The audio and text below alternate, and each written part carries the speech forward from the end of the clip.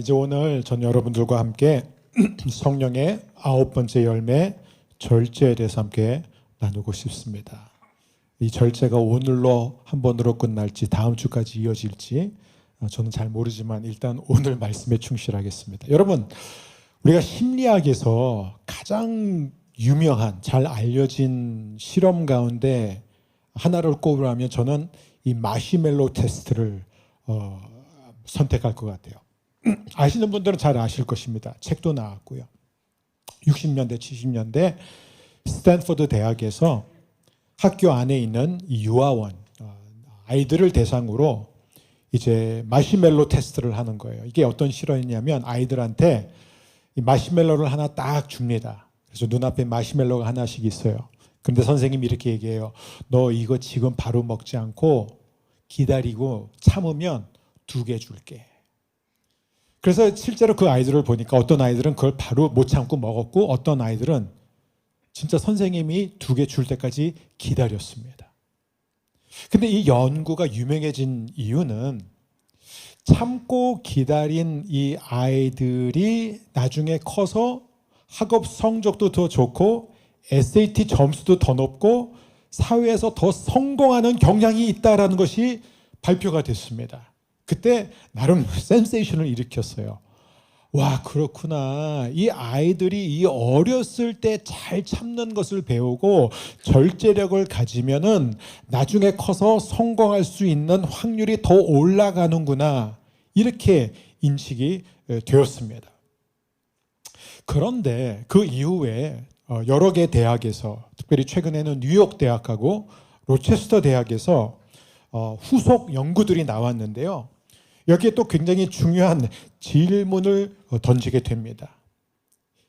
이 아이들이 한 개의 마시멜로를 기다리면서 먹지 않고 그래서 나중에 2개의 마시멜로를 먹은 게 이게 단지 의지력, 절제력의 문제였는가라는 이 질문을 던지게 됩니다. 그러면서 한 대학은 이 실험을 이렇게 바꿨습니다. 어떻게 바뀌었냐면 또 아이들을 이렇게 앉혀놓고 색연필을 하나 줘요. 그리고 색연필을 준 상태에서 네가 참고 이것으로 아무것도 그리지 않으면 선생님이 너한테 더 좋은 색연필을 줄게.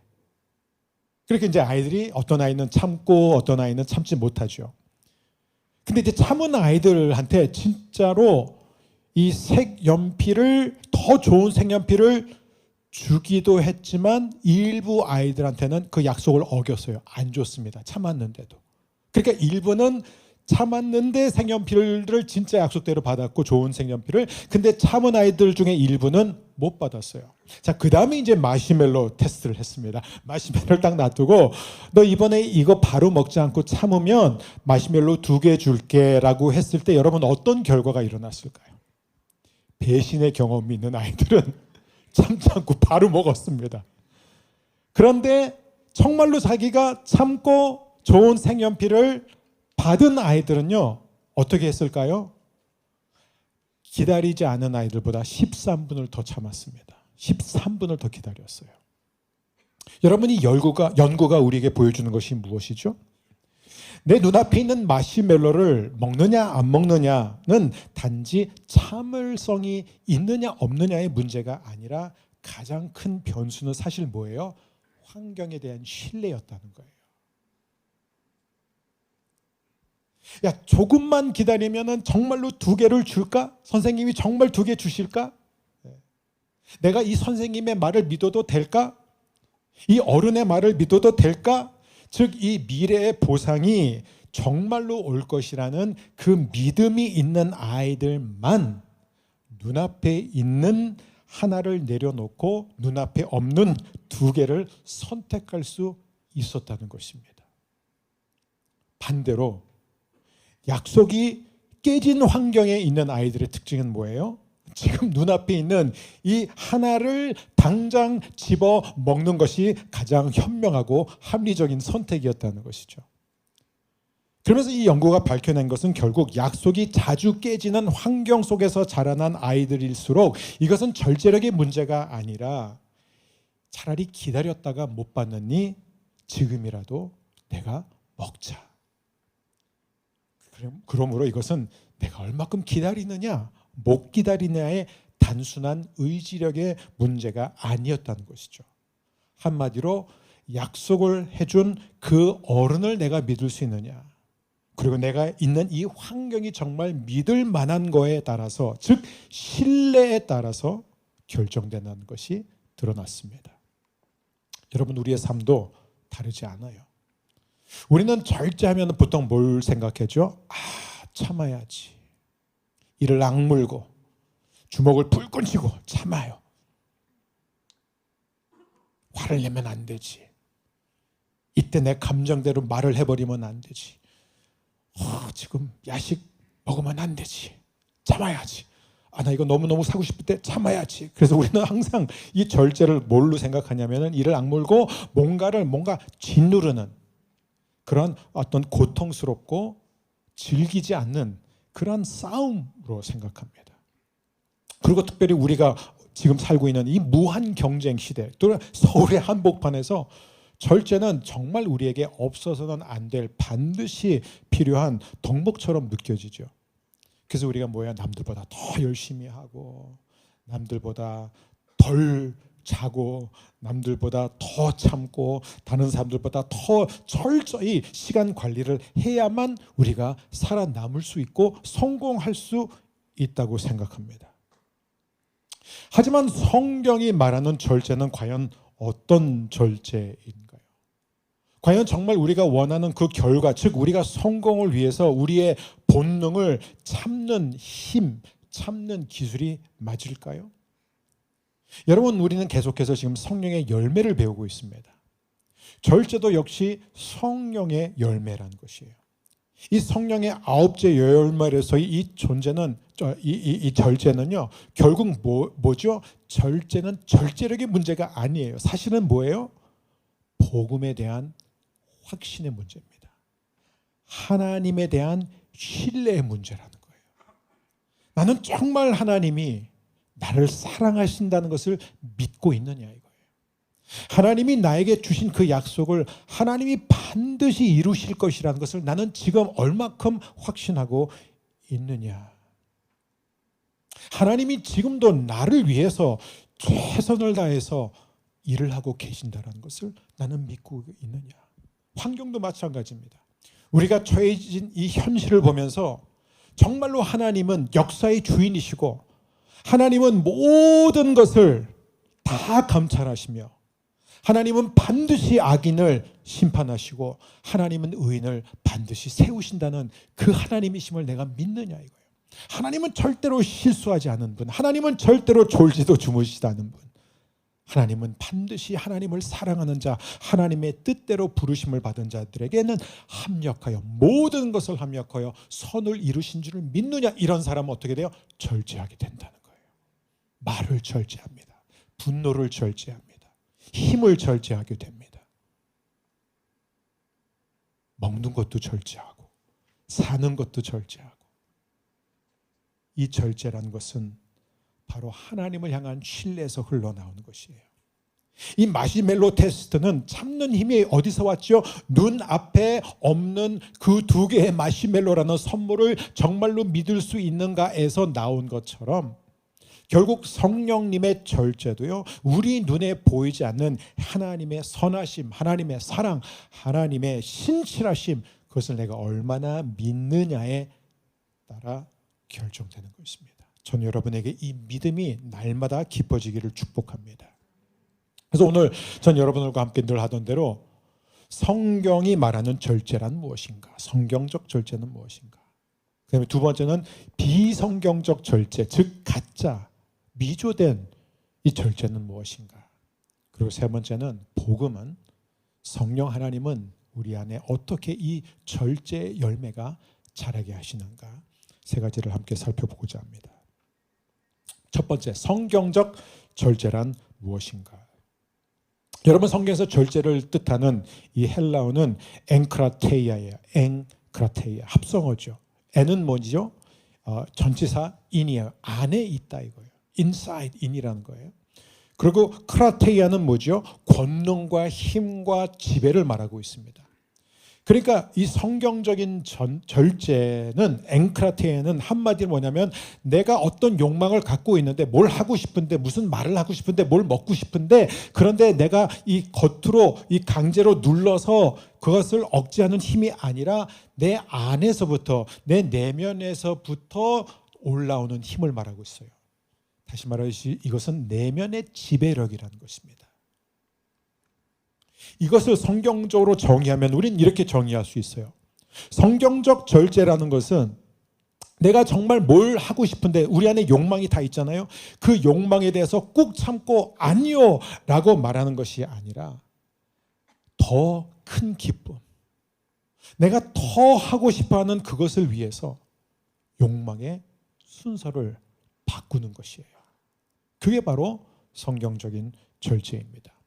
그래서 하나의 좋은 예가 바로 오케스트라입니다. 여러분 오케스트라 연주, 오케스트라를 보게 되면 다양한 이제 악기들이 있습니다. 뭐 바순, 하프, 뭐 트럼펫, 뭐 바이올린, 비올라, 첼로, 콘트라베이스, 뭐 굉장히 많은 악기들이 있어요. 근데 이제 연주를 하는데 트럼펫이 너무너무 소리가 큰 거예요. 막 너무 크게 부는 거예요. 그렇게 되면은 이 바이올린의 섬세한 선율이 완전히 다 묻혀버릴 수가 있습니다. 그러면 이 문제를 어떻게 해결해야 되죠? 트럼펫 아웃 이러면 될까요? 트럼펫 시끄러워서 안 되겠어. 트럼펫을 차라리 없애버리자. 이것은 문제를 근원적으로 해결할 수가 없죠. 해답은 하나예요. 지휘자입니다. 지휘자예요. 저는 어렸을 때 음악회를 굉장히 많이 다녔습니다. 그런 환경이 있었어요. 그래서 그냥 그 음악회 오케스트라를 다니면 막 지휘자가 나와서 저는 그게 항상 무슨 회초리 같이 보였는데 그걸 막 흔들면서 왜 하지? 저는 항상 그게 궁금했어요. 왜냐면 사인을 못 알아듣잖아요. 근데 여러분 이 지휘자가 하는 게 뭐예요? 지휘자는요, 등단해서 모든 악기가, 각자의 악기가 언제 들어오고 언제 멈춰야 되는지, 언제 빨라지고 언제 느려져야 되는지, 언제 볼륨을 높이고 언제 작게 해야 되는지 이 모든 것을 끊임없이 조율을 합니다. 그래서 우리는 그 수많은 악기들이 모여 있지만 하나의 아름다운 교향곡을 듣게 되는 것이에요. 여러분 우리의 내면이 똑같다라는 것이에요. 여러분 우리에게는요 다양한 욕구들이 있습니다. 어떤 사람에게는요 다른 사람에 비해서 더 왕성한 식욕이 있어요. 또 어떤 사람에게는 굉장한 그 인정욕이 있고. 근데 여러분 이것은 다 없는 사람이 없어요. 우리 모두에게는 식욕이 있고 우리 모두에게는 성욕, 인정욕, 성취욕, 쉬고 싶은 욕구, 사랑받고 싶은 욕구, 이게 없는 사람이 어디 있습니까? 모든 사람이 다 성공하고 싶어 합니다. 여러분 이런 성공에 대한 욕구는 나쁜 게 아니에요. 왜요? 하나님이 주신 거예요. 전부 다 하나님이 주신 거예요. 하나님 우리 모두가 다 크고자 하는 마음을 주셨고 우리 모두에게 다 사랑받고 싶은 마음을 주셨습니다. 그런데 문제는 뭐냐면 이 모든 것은 하나님이 주신 것이기 때문에 아름다운 것이지만 하나님께서 우리 안에 심어주신 다양한 악기들과 같은 거예요. 근데 어디서 문제가 생겼냐면 이 악기들이 서로 제멋대로 날뛰기 시작하는 거예요.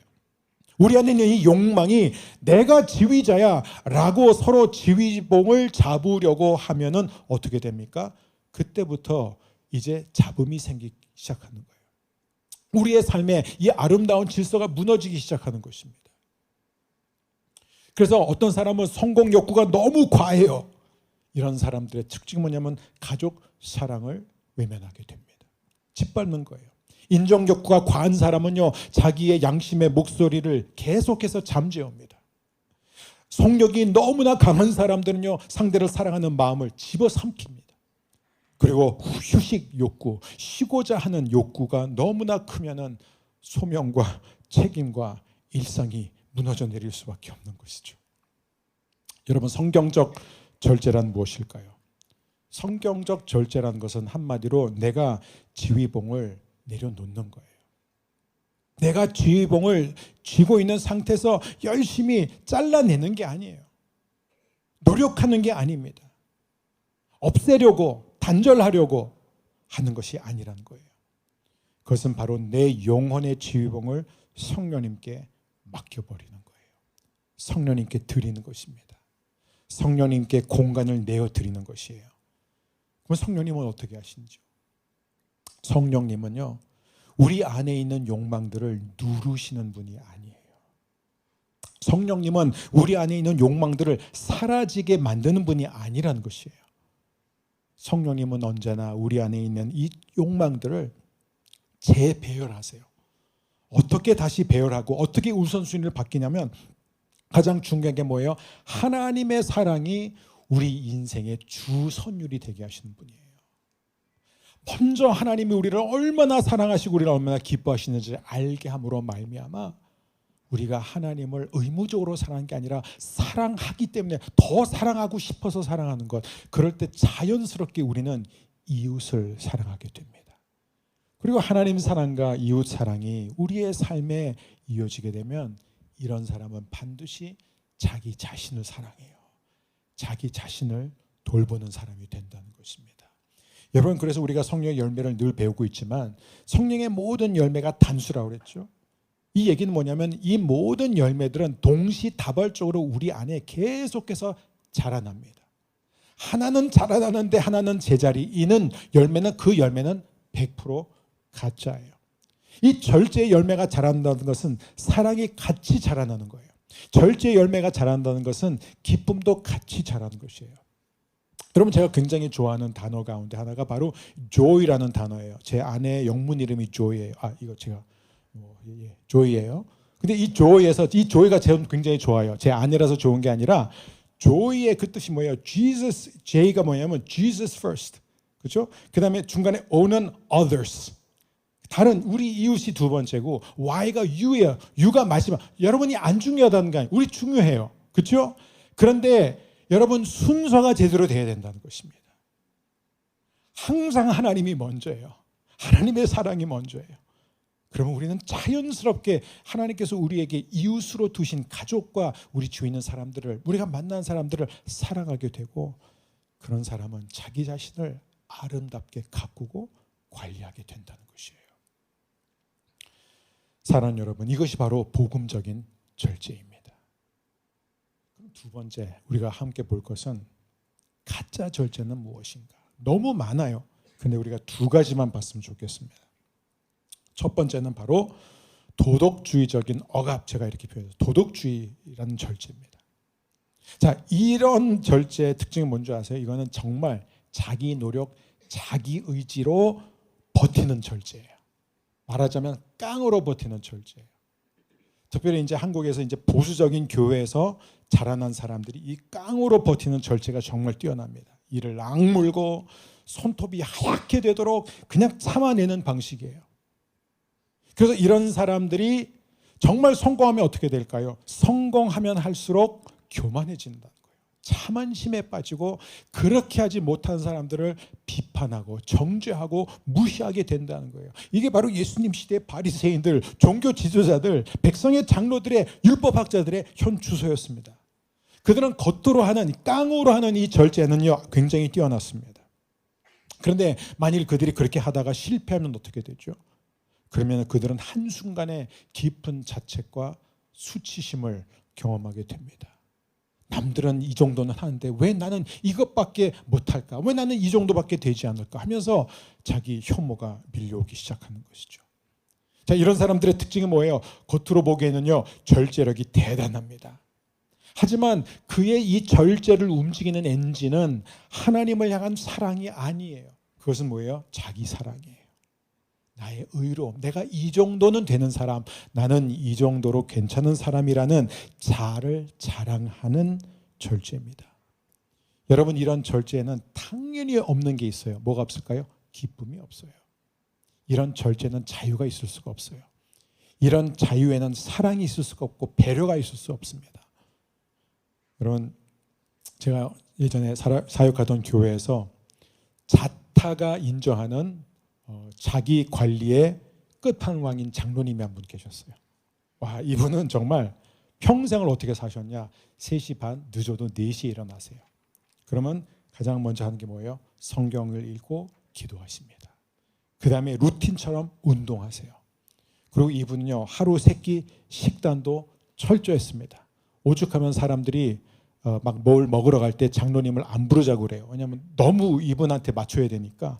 그러니까 근데 더 큰 문제는 뭔지 아세요? 이분의 자녀분들이요 늘 뭐라고 말했냐면 아버지 곁에 있으면 너무 답답해요. 늘 긴장되는 거예요. 왜냐하면 그런 아버지 앞에서 실수하면 안 될 것 같고 조금만 흐트러지면 바로 잔소리가 막 흘러나오니까 계속해서 지적을 하니까 너무너무 힘든 거예요. 주위에 있는 사람들이 다 힘들어요. 근데 나중에 이 장로님이 은혜를 받으시고 이런 말씀을 하시더라고요. 목사님, 저는 솔직히 정말로 제가 하나님을 기쁘시게 하기 위해서 이렇게 열심히 살아왔다기보다는 그냥 저는 실패자가 되고 싶지 않았기 때문에 제가 이렇게 열심히 산 것 같습니다. 사랑하는 여러분, 이것이 바로 도덕주의적인 절제가 가진 한계예요. 절제를 잘하면 잘할수록 겉으로 볼 때는 경건해요. 그런데 그 안에는 더 큰 두려움이 있고 더 큰 정죄가 있습니다.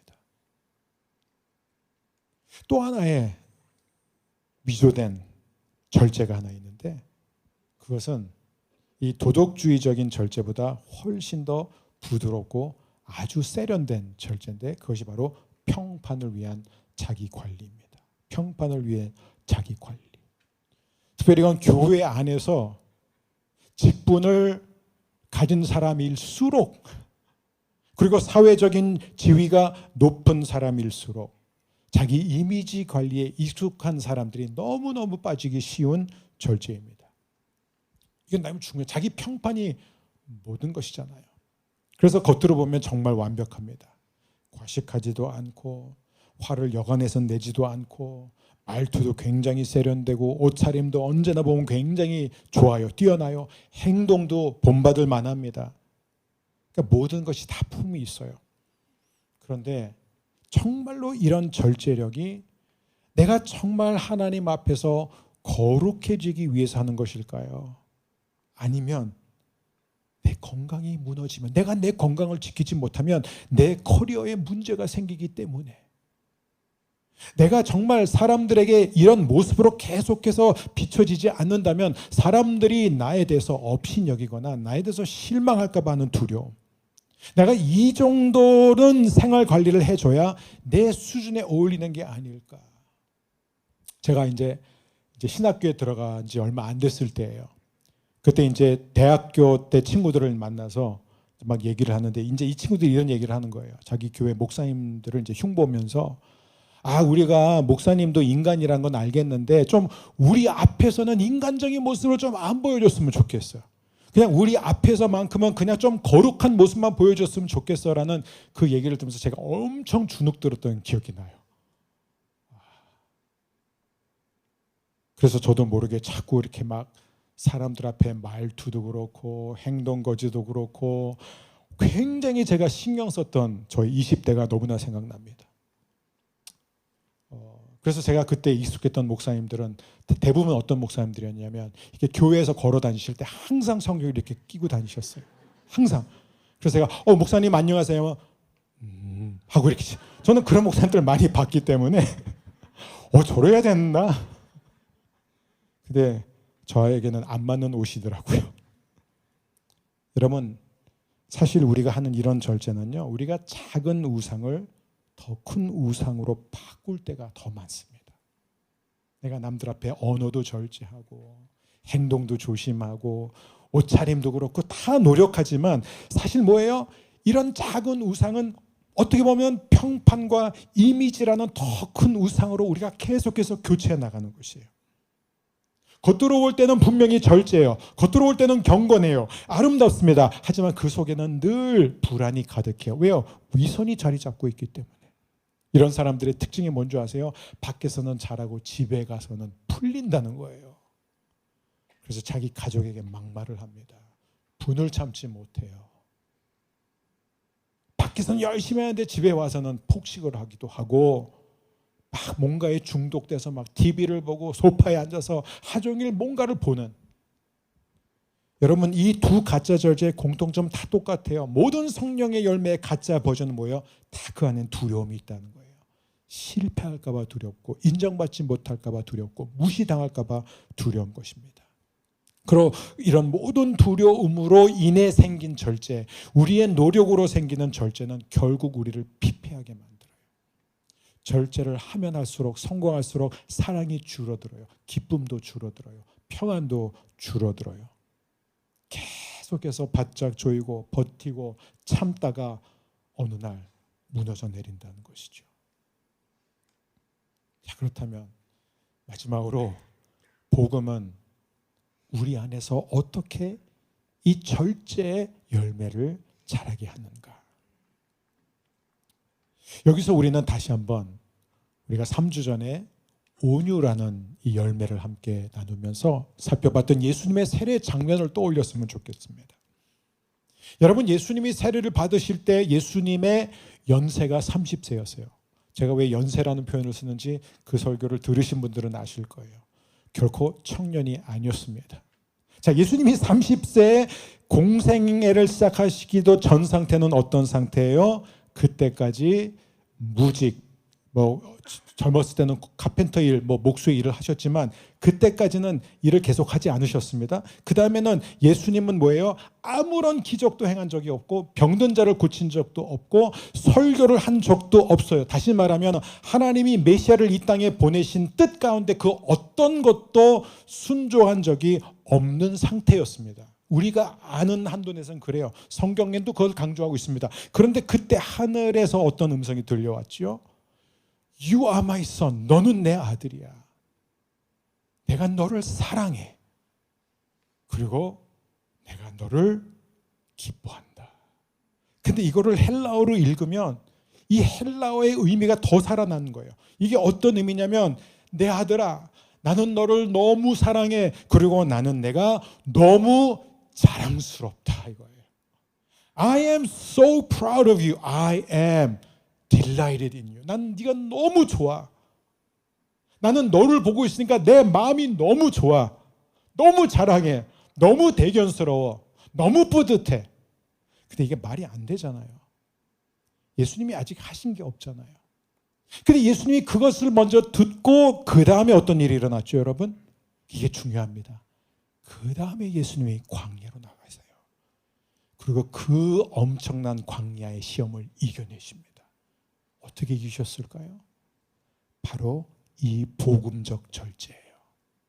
복음적인 절제는, 성령의 절제는 바로 이 순종 이전의 선언, 업적 이전의 선언에서 비롯되는 거예요.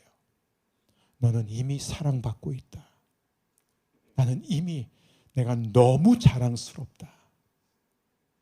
여러분, 이 복음은요, 세상의 기준으로 보면 말도 안 되는 거예요. 우리가 뭔가를 해야 하나님이 우리를 자랑스러워할 것 같잖아요. 뭔가를 잘 해내야, 뭔가를 이루어야. 근데 그게 아니에요. 아들이기 때문에, 딸이기 때문에 사랑스럽고 자랑스럽다. 여러분, 이 충만하고 충분한 만족감이 우리 안에 채워질 때 그때부터 성령의 절제가 시작되는 것이에요. 그 전에 내가 이를 악물고 노력하고 힘쓰는 모든 절제는요, 죄송하지만 가짜 절제예요. 그 절제 성공하잖아요, 교만해집니다. 못하는 사람들 속으로, 겉으로는 죄 안 져요. 속으로는 계속 죄를 져요. 저 못난 것들. 쟤네는 왜 저것도 못해? 사랑하는 여러분, 우리가 왜 자꾸 쇼핑에 중독되고 먹는 것에 너무 진심이고 타인에게 화를 내고 감정을 추스리지 못하는 그 이유는 다 이유는 하나예요. 그것은 바로 내 영혼이 굶주려 있기 때문에 그렇습니다. 우리의 마음이 이 하나님이 주시는 이 충분하고 충만한 만족감으로 채워지지 않으면 우리는 다른 것에서 계속 그걸 채워야 돼요. 그래서 우리의 인정 욕구, 사랑받고 싶은 욕구, 식욕, 뭐든지 간에, 그래서 우리는 인정받기 위해서 내 가치가 정말 중요한, 내가 정말 중요하고 필요한 사람이라는 것을 확인하기 위해서 우리는 끊임없이 눈앞에 있는 마시멜로를 집어서 둘 수밖에 없는 거예요. 근데 복음은 분명히 이렇게 말합니다. 너는 내 아들이다. 너는 내 딸이다. 너는 나의 전부를 가졌다. 나는 너를 볼 때마다 너무 사랑스럽고 나는 내가 너무 좋단다. 너는 나의 자랑이야. 여러분, 그 음성이 들리십니까? 그 음성이 바로 성령님의 음성이에요. 여러분, 이게 바로 십자가에서 정점을 찍습니다. 십자가에서 하나님이 우리에게 주신 말씀이 뭔지 아세요? 십자가에서 하나님이 우리에게 최종적으로 주신 말씀이 이것이에요. 너는 내 아들 예수보다 더 소중한 존재다. 내가 사랑하는 내 아들의 생명과 바꿀 만큼 너는 내게 소중한 존재다. 여러분, 이 확신이 우리 영혼에 차오를 때 이 세상의 유혹들이 더 이상 우리를 흔들 수가 없는 거예요. 여러분, 정말 배부른 사람, 여러분 배 고픈 상태에서 장을 보면 어떻게 되죠? 필요 이상으로 많이 사게 됩니다. 다 먹고 싶어요. 그러니까 막 사게 되죠. 근데 배가 막 부른 상태에서 장을 보면 필요한 것만 딱 사게 돼 있어요. 이건 실험을 안 하셔도 돼요. 저는 매번 제가 이걸 확인하는, 그래서 제 아내가 그래요. 배고플 땐 장 보러 가지 말자고 그래요. 여러분, 배부른 사람은요, 배가 막 불러 있는데 진수성찬을 막 들이밀어도 흔들리지 않아요. 왜냐하면 내가 지금 너무 배부르고 포만감이 있는데 뭐가 아쉬울까요? 여러분, 그렇습니다. 우리가 지금 사랑받고 있다라는 이 복음, 내가 지금 순종을 하기 전에도 하나님이 순종과 상관없이 나를 자랑스러워 하신다는, 나를 지금 스바냐 말씀이죠. 너로 인하여 기쁨을 이기지 못하시며 잠잠히 사랑하시는 그분으로 우리가 배부른 상태가 되면요, 우리는 결코 넘어가지 않습니다. 우리는 하나님이 우리에게 주시는 절제의 능력을 가질 수 있는 거예요. 여러분 기억하세요? 성령님은 우리에게 너 이거 하지 마, 너 그만해, 너 끊어, 좀 참아 라고 명령을 들이밀고 나서 떠나시는 분이 아닙니다. 그건 종교예요. 종교는 계속 우리한테 그렇게 요구해요. 하지 마, 참아, 조용해, 견뎌, 이겨내, 잘라내, 가라앉혀. 이게 종교입니다. 근데 성령님은 어떻게 하시죠? 하나님이 얼마나 달콤한 분인지 계속해서 우리에게 맛보게 하시는 분이에요. 하나님의 사랑이, 하나님의 신실하심이 얼마나 달콤한지. 그래서 뭐예요? 누구든지 목마르거든 내게로 와서 마시라. 그러면 그 사람은 어떻게 됩니까? 그 안에 생수의, 그 배에서 생수의 강이 흘러 넘치리라. 이는 믿는 자들이 받을 성령을 가리킵니다. 성령님은 우리 안에서부터 끊임없이 샘솟는 만족을 주십니다. 계속해서 우리를 하나님의 사랑으로 배부르게 합니다. 그렇게 하면 어떻게 돼요? 세상의 단맛이 점점 더 밍밍해진다는 것이에요. 참아야지가 아니라 안 보게 된다는 것입니다. 그래서 어느 순간 내가 전 같았으면 분명히 이럴 때 이런 선택을 했을 텐데, 그런데 너무나 자연스럽게 더 이상 그런 선택을 하지 않는 거예요. 왜요?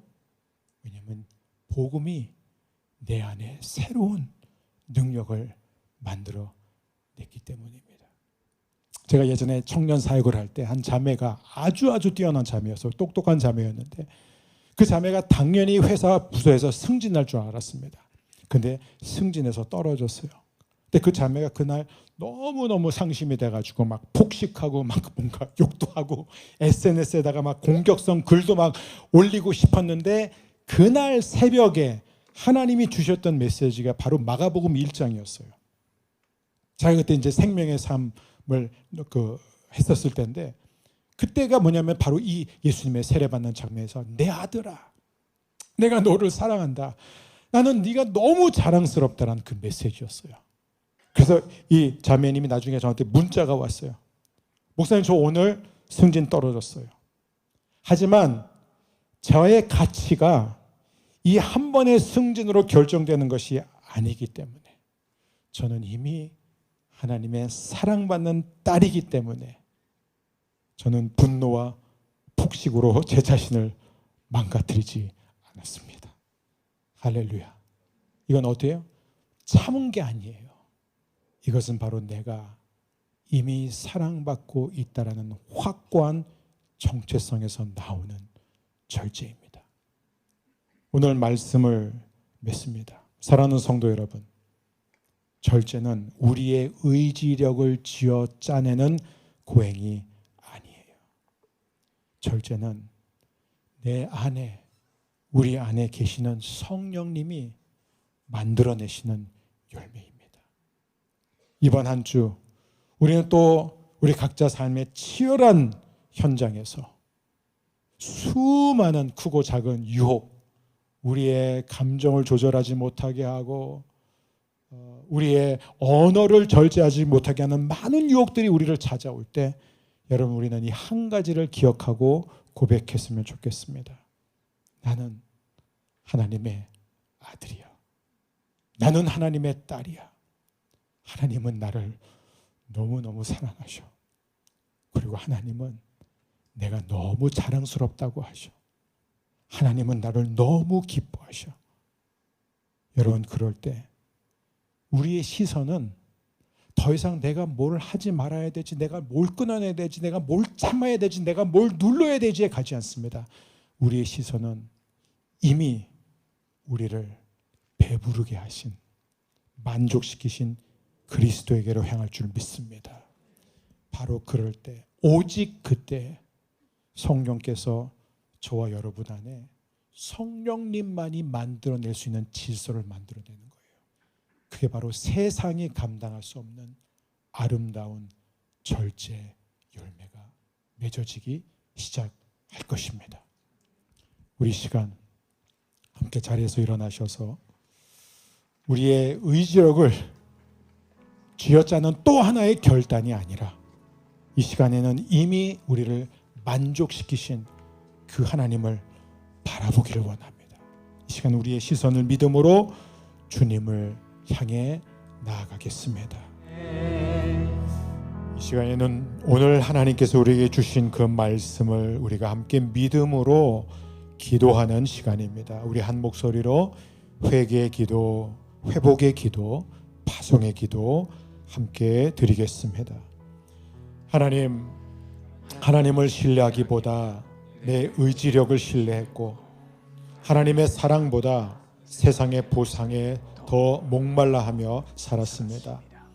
때로는 남보다 나은 절제력으로 교만해졌고 때로는 무너진 내 모습에 절망하며 수치심에 빠졌습니다. 나 스스로를 구원하려 했던 이 모든 가짜 절제의 시도를 회개하오니 용서하여 주시옵소서. 성령님, 이 시간 하늘의 음성을 우리 영혼에 들려 주시옵소서. 너는 내 사랑하는 아들이다. 내가 너를 무척 자랑스러워한다는 그 음성이 우리 영혼의 배부름이 되게 하옵소서. 주님, 인정만으로 배부르게 하셔서 더 이상 세상의 박수와 찰나의 쾌락에 구걸하지 않는 고귀하고 당당한 영혼으로 우리를 회복시켜 주시옵소서. 이제 다시 치열한 삶의 현장으로 나갑니다. 화가 나고 유혹이 찾아오는 순간마다 내가 누구인지를 기억하게 하옵소서. 감정과 욕망이 지휘자 노릇을 하려 할 때 성령님께 내 영혼의 지휘봉을 내어드리게 하옵소서. 그리하여 이번 한 주 우리 삶이 세상이 감당할 수 없는 아름답고 조화로운 절제의 찬양이 되게 하옵소서. 예수님의 이름으로 기도드립니다. 아멘.